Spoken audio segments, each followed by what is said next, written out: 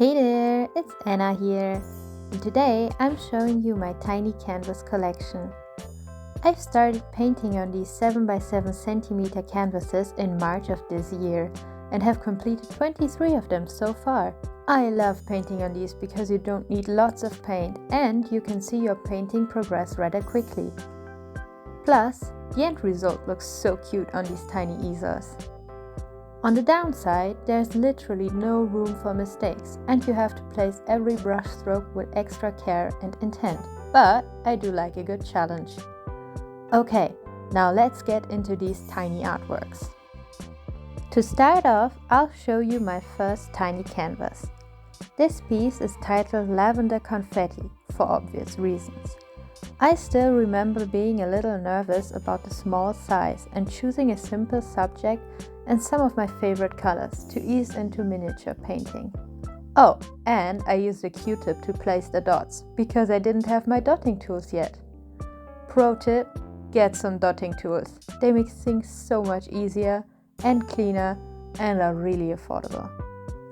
Painting this piece was so much fun that I got bold and dove straight into a mini-series I called Color Pop. So here I present Pop of Green, Pop of Yellow, Pop of Magenta and Pop of Blue. I was feeling very adventurous and playful that week and decided to try using my fingers to paint. So the big swirls across the canvases are painted with my fingers and then refined with a brush. I also love the orange sprinkling that ties all of them together, and if you look closely, you can see this tiny white splattering. Overall, these pieces were a lot of fun to create and I am very pleased with the result. Next up is this piece titled Sparks. As you can see, I was still in the mood for a bunch of color, but decided to tone it down a notch with a dark background. I really love that it kind of looks like a reflection on a rainy street with that brand new deep dark asphalt, and the sparks remind me a bit of that particular smell on these rainy summer days. Let me know what you see in this painting.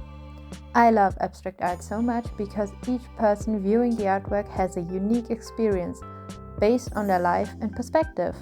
So leave a comment, I'm very curious now. This one is a lot less colorful and called Inside. I can't remember what exactly was weighing on my mind, but this one is definitely a little gloomy. I do express my feelings in my artwork and every piece is a reflection of my mood, so fortunately I draw a lot more cheerful art. Subject aside, you can tell these dots are a lot neater. That's because I ditched the Q-tips for proper dotting tools and I feel the difference is very noticeable. Next up is this series of two titled Deviants. These were my first attempts of creating structure in this tiny scale. If you look closely, you can see this fine root-like texture at the bottom of these pieces.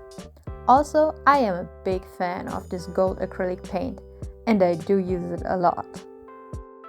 Speaking of the gold paint, here's another canvas featuring it called Forget Me Not. This one is actually one of my favorite results. I love everything about it. The floral inspiration, the color choices and the composition. I put a lot of effort into every little dot and I am very glad that it paid off and I have this beautiful piece which I am proud of. Let's move on to the next piece called Pink Sparks. This one has such a fun and magical vibe to me. I just imagine it to be a special attack of some magical girl protecting the world of some mild inconvenience. Love the pink, love the splatters. Next, we have another series of two called Opposing. I know, not the most creative title, but still better than Untitled Number 7 or something like that. Basically, it's an opposites attract type of subject, with two opposing entities meeting in the middle, surrounded by cherry blossoms. Still pretty though. Staying in the black and white theme, we have this piece titled Deepsea. I really enjoy the painting process I use for this effect. I split the first layer of paint in two colors and then spread the second layer with a painter's knife, merging the colors and creating depth. I also used the dotting tools to add tiny bubbles. Now, from the deep sea to space, I painted this piece called Nebula. Unfortunately, the camera has difficulty showing the dark gradients going on from black to emerald to magenta. I used the alcohol dripping technique for this one, which I used in a couple of videos on this channel already. I'll link them in the info card for you. Staying in space, I present to you Milky Way. I love this one. I love stars, I love painting dots, so I had a blast creating this. If you look closely, you can see that I added a bunch of tiny colorful stars as well. If you're looking to paint something for fun, I can only recommend giving this a shot. Next up is this fun piece called Sugar Rush. Heavily inspired by sour candy, which I love. Very fun, very simplistic subject, but let me tell you, this one required a lot of patience. I had to let each blotch of color dry completely before layering a different color on top to keep them neat and opaque. Plus, dotting on the sugar took a lot of time as well. Probably one of the most time-consuming canvases in this bunch. This yellow piece is titled Sunshine. I created it by spreading yellow and white paint with a painter's knife, and I love how many shades of yellow are displayed in the end result. Of course, I could not resist to add dots and splatters. Overall, I am very happy with this bright and vibrant painting.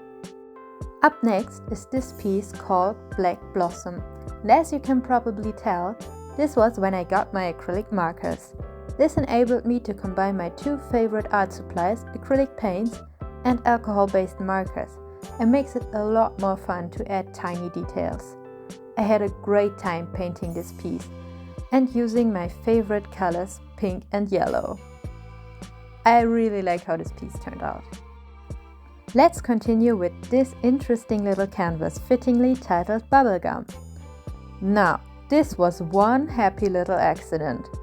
So, the pink paint bottle wasn't as full anymore, so no paint was coming out at first. I put the cap back on and shook it a little and turned it upside down. I removed the cap and gave it a good squeeze and ended up with a giant glob of paint on a tiny canvas.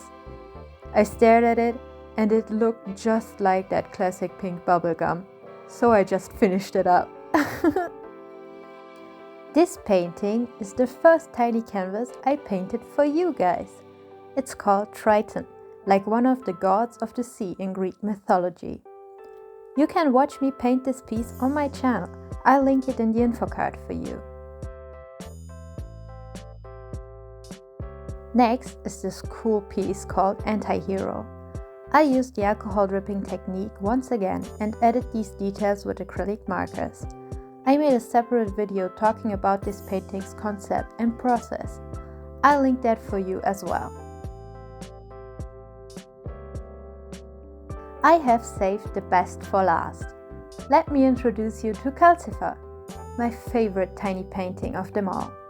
I very rarely paint fan art, but Studio Ghibli will always have a big place in my heart and heavily inspired me to paint and to hopefully convey something beautiful and meaningful through my art. This piece shows Calcifer in his true form from Howl's Moving Castle. If you haven't seen the movie, you should definitely watch it, not only for the story, but for the captivating artwork and the expressive music. I love my little Calcifer and I will keep him as my desk buddy, probably forever. If you want your own desk buddy, I have an exciting announcement for you. I have updated my Etsy shop and you can buy any of these pieces now. Every purchase directly supports the channel because I plan to buy a horizontal tripod and softbox lighting to improve my video quality. I really hope you liked this video and all of my tiny canvases. Don't forget to hit that like button and subscribe if you've made it this far into the video. Check out my Etsy and have a great day. Until next time!